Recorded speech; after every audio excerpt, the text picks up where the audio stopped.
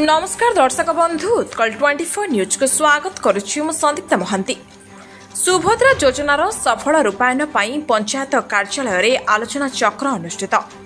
बालेश्वर जिला सदर ब्लॉक अंतर्गत सारगा पंचायत कार्यालय रे ओडिशा सरकारंकर प्रदत्त सुभद्रा योजनार सफल रूपायन पाई एक आलोचना चक्र आज अपराह्न 4 घंटिका समय अनुष्ठित हो जायछि।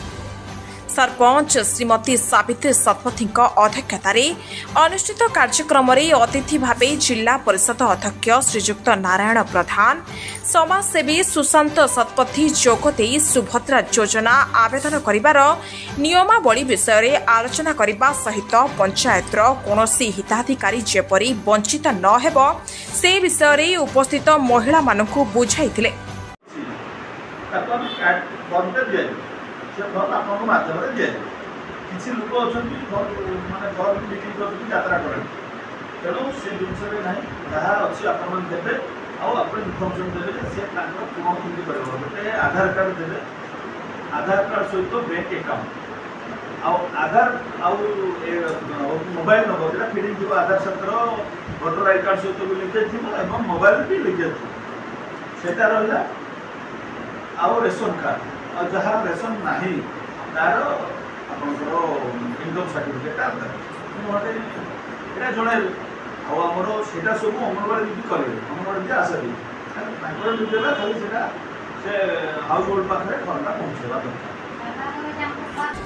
एथिरे सीआरपी एमबीके इसी मेंबर आशाकर्मी अंगनवाड़ी कर्मी महिला सदस्य माने उपस्थित रहिथिले।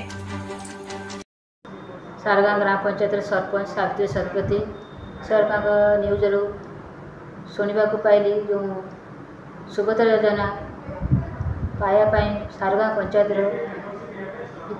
हिताधिकारी मानक सचेतन करने सारगाँ ग्राम पंचायत अंगनवाड़ी दीदी आशा दीदी सीआरपी एमबीके एवं इसी मेंबर को डकाई सारगाँ ग्राम पंचायत एक सचेतन शिविर अनुष्ठित करी एवं समस्त को कही जे आम सारगाँ पंचायत कौन सी हिताधिकारी जमी योजना मुक्ति न पातु समिति जमी सरकार जो योजना लाभवान हूँ एवं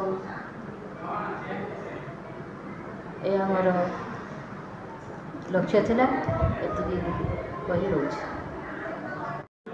जय जगन्नाथ। मो सुशांत शतपथी सारगा ग्राम पंचायत सरपंच को प्रतिनिधि। आज आमर मुख्य उद्देश्य हूँ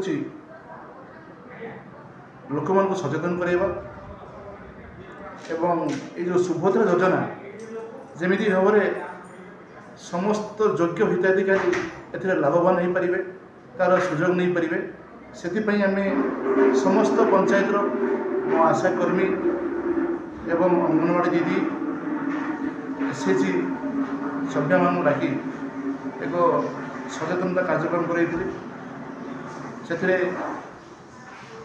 सरपंच महोदया एवं जिला परिषद सभापति नारायण चंद्र प्रधान तांकर बहुमूल्य समय नष्ट कर आम पाखे उपस्थित थे एवं माध्यम समस्त को सचेतन करते आमर वार्ता थिला।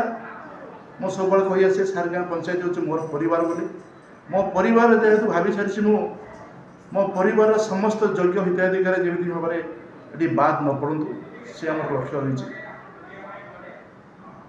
जहाँ आज समस्त सहयोग जो आज आम जो बैठक होता से बैठक खूब सुंदर भाव में परिचालित है। मु आशा करी मो परिवार समस्त सदस्य माने जमी बाद न पड़ू से आम लक्ष्य रही। Baleswar Trilochan Mahanty report Utkal 24 news.